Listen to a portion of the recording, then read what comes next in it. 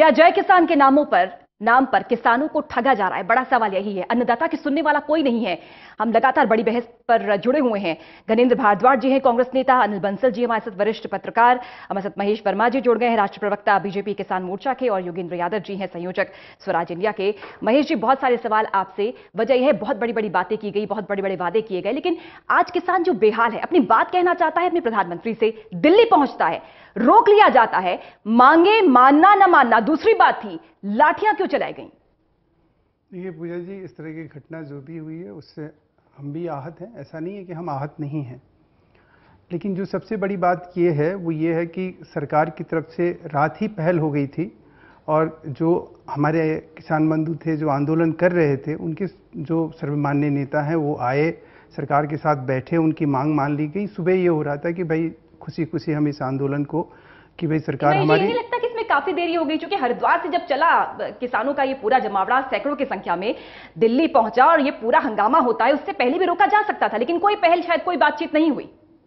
पूजा जी, उसी बात को मैं कह रहा हूं कि जो भी इनिशिएटिव लिया गया वो देर से लिया गया या अभी लिया गया, उसमें ऐसा कुछ नहीं था। सब चीज शांतिपूर्वक हो रहा था कब उस टाइम तक, जब तक ये चीज सरकार ने मांगे मान ली, और मांग के सुबह ये हो रहा था कि अब इसका अनाउंसमेंट ये कहते हुए इस आंदोलन को खत्म किया जाएगा। किसी बात पर सहमति नहीं बनी है। किसानों ने साफ तौर पर कह दिया है कि उनको पूरी बात सुन लीजिए पूजा जी, पूरी बात नहीं, ये बात कहना सर्वथा गलत है कि किसी बात पे सहमति नहीं बनी। उस बात को ऑनलाइन भी लोगों ने बोला है, एक बात। दूसरी बात कि सुबह वहां चौधरी अजीत सिंह जी आए और उन्होंने किसान को संबोधित किया। उसके बाद किसानों ने जो एक वहां आंदोलन जो कर रहे थे, आज बापू की जयंती है। मैं तो आज जोगिंदर भाई से, ये कांग्रेस के जो प्रवक्ता हैं, इन लोगों से, इन सबसे बवाल की चिंगारी विपक्षियों ने भड़काई। आपका साफ तौर पर ये कहना है, बोलने का जब आप मेरी बात खत्म हो जाए, साफ तौर पर यही कह रहे हैं कि अजीत जी वहां पर पहुंचे और उसके बाद कुछ ऐसा हुआ। बिल्कुल, ये तो वो चीज हुआ। आपने देखा नहीं ट्रैक्टर को उठा के कैसे बैरियर में। आज गांधी जयंती पे हमारे नेता, हमारे जो अगुआ, जो किसानों के लिए, जोगेंद्र जी बहुत अच्छा काम कर रहे हैं, लेकिन इन लोगों ने किसी ने भी अपील नहीं करी कि आज गांधी जयंती है, आज जो कुछ भी करना है वो शांतिपूर्वक करना है। हमारा जो है सत्याग्रह होना चाहिए। हम कोई भी ऐसी चीज ना करें जिससे कि उन्माद फैले। प्रशासन हम भी तो यही कह रहे हैं महेश जी, इसी चीज को आज मैं पूछना चाहता हूं, इसी चीज को मैं आज पूछना चाहता हूं उन लोगों से जो इस आंदोलन के जरिए किसानों के साथ ये जो होने वाली किसानों का घटना घटती है, ये ऐसे लोगों की लगाई हुई आग है। आप देखिए, जीतू पटवारी मध्य प्रदेश में किसान आंदोलन चलवाते हैं, टायर फुकवाते हैं। आप वहां जनधन, वहां जिस तरह का जान माल का नुकसान पहुंचाया जाता है, मैं पूजा जी सिर्फ एक चीज आज देखिए, कांग्रेस के लोग क्या कह रहे हैं, तो ये हंगामा, ये बवाल नहीं होता महेश जी, अगर उनको नहीं रोका गया होता। लेकिन पुलिस प्रशासन डरा हुआ था, इसलिए बैरिकेडिंग की गई, वाटर कैनन का इस्तेमाल किया गया। रोकना चाहूंगी महेश जी, योगेंद्र जी के पास जाना चाहूंगी। योगेंद्र जी, मेरी एक बात सुनिए, एक बात का जवाब नहीं, एक बात मेरे से सुन लीजिए, उसके बाद आप जोगेंद्र जी के पास चाहिए। मुझे जोगेंद्र जी से इन्होंने दो मांगे करी है, मैं जोगेंद्र जी से दो मांग करता हूं। जोगेंद्र भाई, आप तो एक अभियान चलाते हैं, इस देश में एक अभियान चला दीजिए जो किसानों के लिए केंद्र सरकार का जितनी स्कीम है, जितनी चीजें हैं, उसके जरिए आप 10 किसानों को लाभ पहुंचा के दिखा दीजिए। मैं आपका धन्यवाद करूंगा हाथ जोड़ के। ऐसा काम नहीं करते हैं आप लोग, यही गलत है। जो किसानों के लिए स्कीम है, जो पैसे हैं, जो चीज उनको मिलना चाहिए, उनके लिए जन आंदोलन की जरूरत नहीं है, उनके लिए जन अभियान की जरूरत है। जन अभियान चलाइए अगर है शक्ति आप में। अगर आप लोग वाकई राजनीति नहीं करना चाहते हैं किसानों के लिए, किसान भाइयों के लिए, तो ये करना चाहिए। ये कांग्रेस के लोग, ये तो इनका नेता ही कुछ मुद्दा नहीं उठाता है, ना पार्लियामेंट में उठाता है, ना सड़क पे उठाता है, कहता आलू डालेंगे पीछे से, आगे से सोना निकलेगा। ये तो बात ही कुछ नहीं हुई। महेश जी, शांति सुनिए, सत्ता आपके पास है। 2014 के मैनिफेस्टो में बहुत बड़ी बड़ी बातें आपने किसानों को आगे रख के की। क्या आपको लगता है 4 साल में कोई भी स्थिति में सुधार हुआ? हम कह सकते हैं, क्योंकि पिछले 6 महीने की बात की जाए महेश जी, चौथी बार किसानों ने कूच किया दिल्ली में। हम अपनी नीयत को बता सकते हैं। आप टाइम दीजिए, आप 1 मिनट दीजिए मुझे, मैं आपको अभी बता देता हूं कि बीजेपी जो है, भाजपा भारतीय जनता पार्टी पहली देश की पार्टी है जिसके पास किसान मोर्चा नामक एक संगठन है जो किसानों के हित में लगातार रात दिन काम करता है। एक बात, दूसरी बात इस बात को नकार नहीं सकते। गणेंद्र जी क्या कहना चाहेंगे आप, क्योंकि ये सत्य है कि पिछले 2 सालों में सबसे ज्यादा किसान आंदोलन हुए इस देश में। नहीं, गलत, ये गलत, बिल्कुल जिसने भी डाटा दिया है आपको बिल्कुल गलत दिया है। मैं आपको बताऊं, जितने भी आंदोलन हुए किसान के, रखिए अपनी बात रखिए गणेंद्र जी, जो भी थोड़े बहुत आंदोलन हुए हैं जी के साथ प्रायोगिक है, वो स्पॉन्सर्ड है जी। अब आपको सबने धैर्य से सुना, हमारी भी सुन नहीं सर, मैं हमारी भी सुन लो, ये बहुत हो गया, आप हमारी भी सुन लो, आपको सबने धैर्य से सुना, ठीक है। आपने, आपसे जो उम्मीद थी आपने वही करा, आपने इन किसानों को आतंकवादी बता दिया कि किसानों ने, आपने बोला किसानों ने हिंसा करी है, आपने बोला किसानों ने हिंसा करी है, आप बोल रहे हो ना, आप ये शब्द वापिस लो ना, आप ये शब्द वापिस लो ना, कांग्रेस, पूजा जी, कांग्रेस ने किसानों को आतंकवादी बनाया, ये ब्रेकिंग न्यूज है, ये ब्रेकिंग न्यूज है कि किसानों को इन्होंने आतंकवादी बना दिया, मेरा नाम लेके। अरे नहीं, हमने गलत बोला है, नहीं, किसानों ने ये देखो कितना गलत बोला, आतंकवादी, इन्होंने किसानों को आतंकवादी बना दिया, कांग्रेस ने किसानों को आज आतंकवादी बना दिया। अनिल जी, अनिल जी क्या आपको लगता है, यही सबसे बड़ी विडंबना है हमारे देश की, क्योंकि सियासत की चक्की में हमारा किसान पिस रहा है, इसमें कोई दो राय नहीं। अनिल जी, पूजा जी, किस बात का दुख होता है, इस तरीके से अत्याचार होता है जी, आपको समय दिया, लेके जाते हैं, गणेंद्र जी, वाटर कैनल यूज होता है, और भारतीय जनता पार्टी के प्रवक्ता कहते हैं किसानों ने हिंसा करा, गणेंद्र जी, किसानों ने ट्रैक्टर बह उस पर बैरिकेडिंग पे, उसके बाद पुलिस ने एक्शन लिया। आप पुलिस को जस्टिफाई क्यों कर रहे हो? आप किसानों की मांग क्यों नहीं सुन रहे? आप उनकी मांगों को मान क्यों नहीं रहे? आज भी किसान नेशनल हाईवे पे बैठे हुए हैं, आपका कोई प्रतिनिधि गया किसान से बात करने, आपका कोई मंत्री गया किसान से बात करने? गणेंद्र जी, पूजा जी, एक छोटा सा और महेश जी थोड़ी देर बाद, चूंकि अनिल जी भी यहाँ पर, अनिल जी समझ लेते हैं। अनिल जी, एक सवाल, अगर एक सवाल 1 सेकंड के लिए देश की जनता, नहीं महेश जी रुकिए थोड़ी देर के लिए, महेश जी थोड़ी देर के लिए, क्योंकि चर्चा में सभी शामिल है, महेश जी चर्चा में सभी शामिल है, सबको अपनी बात रखने का मौका दीजिए, आपको बहुत मौका मिला। अनिल जी, इसमें कोई सच्चाई नहीं है और देश की जनता समझती है कि सियासत की चक्की में किस तरह से अन्नदाता पिस रहा है। देखिए, जो बुनियादी बात है पूजा जी, किसान की जो फसल पैदा करता है किसान, उसकी गेहूं है अगर 25 रुपए किलो, वो जैसे ही 27, 28, 30 होता है हाहाकार मचने लगता है पूरे देश में। तो किसान की जो प्रोडक्ट है उसकी महंगाई हमको स्वीकार नहीं है, किसान की लागत बढ़ती जाए ये हमको स्वीकार है। तो किसान की कमर हमने आर्थिक रूप से तोड़ दी है। हम 45 रुपए का डीजल 75 हो जाए कोई हल्ला नहीं करते, हम गैस का सिलेंडर 850 रुपए का हो जाए कोई हल्ला नहीं करते, लेकिन गेहूं, दूध, चीनी या फसल या सब्जी, कोई चीज जरा सी भी उसमें प्राइस अगर बढ़ता है और किसान को लाभ की स्थिति आती है तो पूरे देश में हल्ला मचने लगता है। इसमें मीडिया भी शामिल है, सब नेता भी शामिल है, और सब लोग ऐसे करते हैं जैसा कमर तोड़ दी। सिर्फ जो है गेहूं, चना, उस मक्का, बाजरा, इसकी कीमतें बढ़ना या गन्ना है। अब गन्ने की जो फसल है उसका भुगतान नहीं हो रहा किसान को, किसान कहां जाए? कितने किसान आत्महत्या कर रहे हैं, क्या वो खुशी खुशी करते हैं? ये सवाल बीजेपी का है, कांग्रेस का नहीं है। सवाल, बुनियादी सवाल ये है कि इस देश के किसानों के बारे में चिंतन क्यों नहीं किया जा रहा गंभीरता से? और चिंतन तब होता है अनिल जी, क्योंकि आज जब ये दिल्ली की स्थिति देखी तब सीएम योगी आदित्यनाथ ने एक प्रेस कॉन्फ्रेंस की और उसमें तमाम बातें उन्होंने रखी हैं। योगेंद्र जी, आपका रुख करना चाहूंगी, चूंकि अब बहस आगे लगातार। मैं क्यों बोलना चाहता हूं, देखिए बीजेपी सरकार ने वायदा किया था कि यूपी में हम सत्ता में आएंगे तो किसानों को कर्ज माफ करेंगे। मुझे दुर्भाग्य के साथ ये, अफसोस के साथ ये कहना पड़ रहा है कि 10% किसानों का कर्जा भी बीजेपी ने माफ नहीं किया। उसमें बहुत सारे, जब चुनाव में वायदा किया था तो कोई किंतु परंतु नहीं थे। जब चुनाव के बाद पावर में आ गए तो उसमें कहा 1 लाख तक का होगा, जिसने लौटा दिया उसको ऐसे, उसने ऐसे। अब घुमा फिरा के आप देखिए, बैंक्स के पास लिस्ट लगी हुई है, किसान वहां जाते हैं, मेरा माफ हुआ कि नहीं हुआ? उसने कहा नहीं। तो 100 में से 10 का औसत मुश्किल से माफ हुआ होगा, नहीं तो सरकार इस पर व्हाइट पेपर जारी करे। जो बैंकों ने लिस्ट क्यों नहीं माफ हुए? तो ये जो बातें हैं कि हम वायदा करते हैं और उसको पूरा नहीं करते। नहीं महेश जी, क्यों ना सवाल पूछा जाए, महेश जी क्यों ना सवाल पूछा जाए, क्यों ना सवाल उठे? चूंकि आप उद्योगपतियों, पूंजीपतियों का कर्जा माफ कर सकते हैं, मैं तो कह रहा हूं किसानों का क्यों नहीं? महेश होना चाहिए, क्योंकि आंकड़ा सामने आया है, आपने पूंजीपतियों का 1,20,000 करोड़ आप लोन माफ कर सकते हैं। माफ करने का सवाल नहीं है। देखिए, आपने विजय माल्या को, कोई भी सरकार रही हो, कांग्रेस हो, यूपीए, बीजेपी, 6,000, 7,000, 8,000 करोड़ रुपया बिना एसेट्स के सिर्फ ब्रांड वैल्यू के आधार पर आप दे सकते हैं। तो किसान अगर 10,000 रुपए का कर्ज भी मांगता है, ट्रैक्टर भी खरीदता है, उसको अपनी जमीन गिरवी रखकर भी बहुत चक्कर काटने के बाद भी उसको कर्जा आसानी से नहीं मिलता।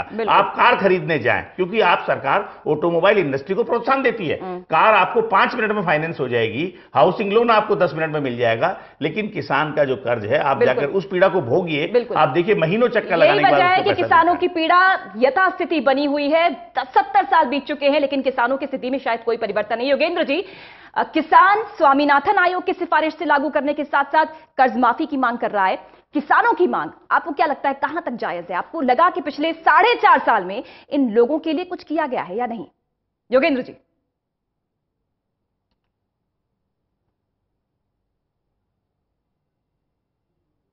जी सर, आवाज आ रही है आप तक योगेंद्र जी? ये ऑडियो नहीं, थोड़ा डिले। इस वक्त पूरे देश के किसान आंदोलन ये 2 मांग कर रहे हैं और अलग अलग जगह पे अलग अलग संगठन के बैनर से आंदोलन उठ रहे हैं। हर एक की लंबी लिस्ट होती है, लेकिन लिस्ट में 2 आइटम कॉमन है। हर कोई कह रहा है स्वामीनाथन आयोग की सिफारिश लागू करो, यानी कि किसान को उसकी फसल का पूरा दाम गारंटी से दो, यानी कि उसकी संपूर्ण लागत का 1.5 गुना दो। वो नहीं जो जेटली जी ने कहा था, वो नहीं जो बीजेपी लागू कर रही है। और दूसरा, किसानों को कर्ज से पूरी तरह मुक्त करो। ये दोनों बातें बीजेपी ने अपने मैनिफेस्टो में कही थी, पहली स्पष्ट रूप से, दूसरे की तरफ उन्होंने कहा था इसे कम करने का प्रयास करेंगे, और दोनों में ही बीजेपी बिल्कुल मुकर गई है। अब तो कहते हैं कि हमने तो लागू कर दिया। इससे बड़ा झूठ क्या हो सकता है? तो इसलिए देश भर के किसान इस सवाल को उठा रहे हैं। बीजेपी वायदा तो करती है, दावा तो करती है कि किसानों की आमदनी हमने डबल कर दी है। मैं कहता हूं आपने आमद डबल नहीं की, आपने तो आफत डबल कर दी है किसान की। एक तरफ तो बाढ़ सूखे की मार किसान पे, दूसरी तरफ आपकी नोटबंदी, आपकी नीतियों और दाम गिरने की मार, जिस दोनों मार की वजह से आज किसान पिस चुका है और उसके पास संघर्ष के सिवा कोई रास्ता नहीं बचा है। महेश जी, क्यों झुंझुना थमा रहे हैं किसानों को? वही स्थिति हो रही है, बार बार किसान मजबूर होकर सड़क पर आंदोलन कर रहा है। तमिलनाडु से पहुंचता है दिल्ली, मंदसौर से पहुंचता है दिल्ली, जगह जगह राज्यों में यही हाहाकार है, हमारी सुनो, लेकिन सुनने वाला कोई नहीं। महेश जी, बातें क्यों इतनी बड़ी बड़ी? देखिए, हमारे जोगेंद्र भाई जो है ये अन्ना हजारे के अनुयायी हैं और इनको कुछ चीज़ें वहाँ से भी सीखनी चाहिए। मेरा ये इनसे नर्म निवेदन है कि ये उस चीज़ को भी बड़ा इंस्पायर्ड, उनका एक थॉट था, एक उनका विचार था अन्ना जी का। उन्होंने आदर्श ग्राम उन्होंने जो अपने बनाया, वहाँ पे किस तरह से इंटीग्रेटेड एक विलेजशिप को उन्होंने डेवलप किया और उसी चीज़ पर किया जो सरकार की सुविधाएं थी, जो स्कीम थी, उसको वो लेकर चले, गांव वालों को इकट्ठा किए। आज अगर जोगेंद्र भाई अपने ही गांव में ये अगर कर लिए होते तो ये कुछ कहने के लायक होते। मैं इस चीज से ये नहीं कह रहा हूं कि कोई चीज नहीं होना चाहिए, उनकी चिंता से सुनिए, उनकी चिंता जो है ना, उनकी चिंता सिर्फ आलोचना करने मात्र से नहीं खत्म होगी। मूल्य का 1.5 गुना हम देंगे। 2017 में आप कोर्ट में हलफनामा दायर करते हैं कि हम नहीं देंगे। मात्र से नहीं होती है ये। अन्ना जी, अगर देश में एक व्यक्ति जिसके पास कोई संसाधन नहीं था, वो अपने गांव में बैठकर एक स्कीम को उठाता है, सरकार द्वारा जो स्कीम है उस स्कीम का लाभ उठा के पूरे गांव को खुशहाल बनाता है, किसान वहां खुशहाल है। जो वैकल्पिक चीज है, जैसे मत्स्य पालन है, जैसे हॉर्टिकल्चर है, जैसे बागवानी है और तमाम स्कीमें इस समय चल रही हैं, उस स्कीम का लाभ किसान तक पहुंचेगा। इसकी पूरी तरह से हमने पूरी मुस्तैदी के साथ, कैसे मुस्तैदी की बात कर रहे हैं? कैसे मुस्तैदी की बात कर रहे हैं? नरेंद्र जी, 2014 में मोदी सरकार कहती है कि लागत मूल्य का 1.5 गुना हम देंगे समर्थन मूल्य, लेकिन 2017 में कोर्ट में हलफनामा दायर हो जाता है। कैसे पूरी करेंगे? कोई आदमी सवाल खड़ा करता है, किसानों को कैसे आप समर्थ बनाएंगे? अगर कोई उंगली उठा रहा है तो वो खुद इस बात के लिए, आप खुद अपनी बात से पलट रहे हैं महेश जी। 2017 में कोर्ट में हलफनामा दायर हुआ है, आपकी सरकार ने किया और कहा है कि हम नहीं दे सकते समर्थन मूल्य। महेश जी को आपने टाइम दे दिया, महेश जी जवाब नहीं दे। अब आप बताइए गणेंद्र, आप सुन लीजिए। एक मिनट, उसके लिए उन्होंने जवाब पहले गणेंद्र जी का सुन लें, उसके बाद महेश जी फिर आपकी बात जी।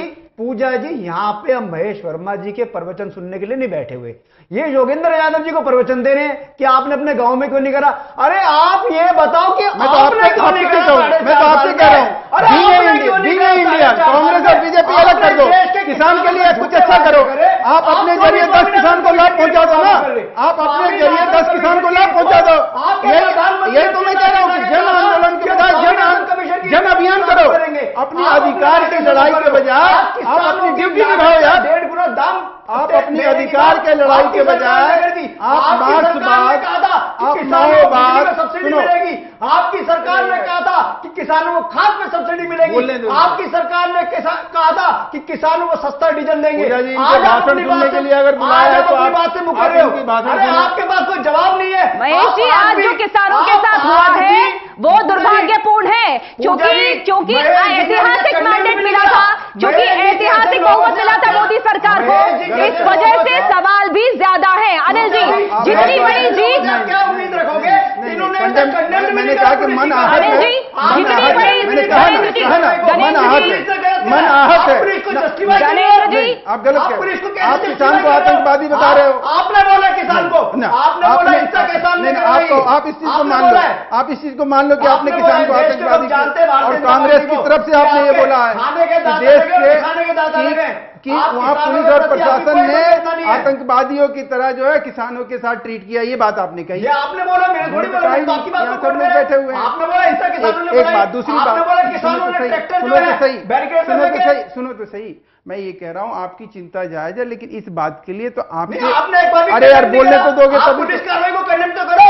आप बोलो पुलिस ने गलत करा है, आप बोलो कि किसानों पे लाठीचार्ज नहीं होना चाहिए था, किसानों पे वाटर कैनन यूज नहीं होनी चाहिए थी, किसानों को दिल्ली आने का हक है, किसानों को प्रधानमंत्री के सामने हम बगल में ही बैठे हैं ना, सुनाई पड़ रहा है मुझे। नहीं समझ रहे आप, उनका दर्द नहीं समझ रहे, उल्टा उनको आतंकवादी बता रहे। अरे भाई आप अनिल जी, अगर ये आपस में नहीं सुन रहे तो अन्नदाता की कौन सुनेगा? कैसे सुनेंगे?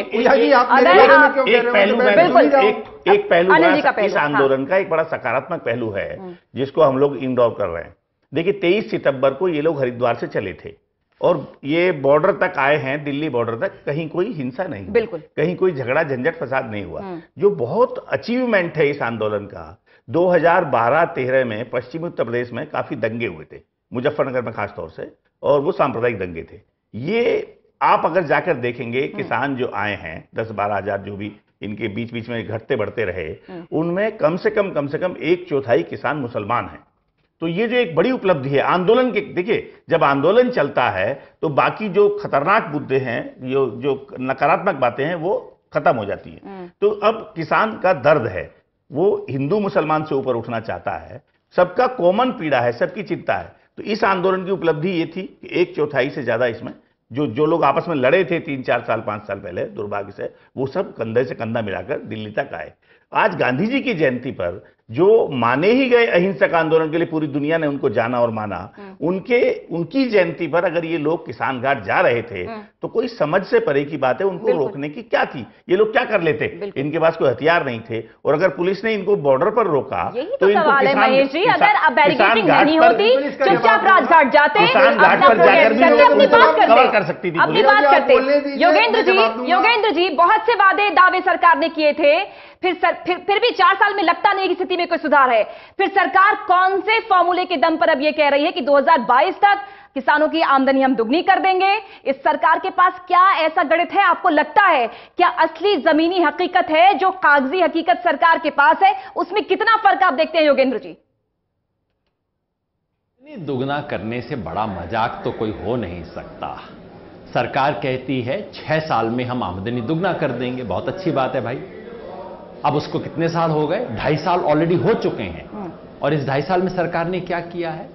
आमदनी दुगनी कैसे होगी इसके बारे में एक कमेटी बनाई है, जिस कमेटी ने 1 सप्ताह पहले अपनी रिकमेंडेशन दी है, और क्या कहा है कि इसके ऑपरेशनलाइजेशन के लिए एक और कमेटी बननी चाहिए।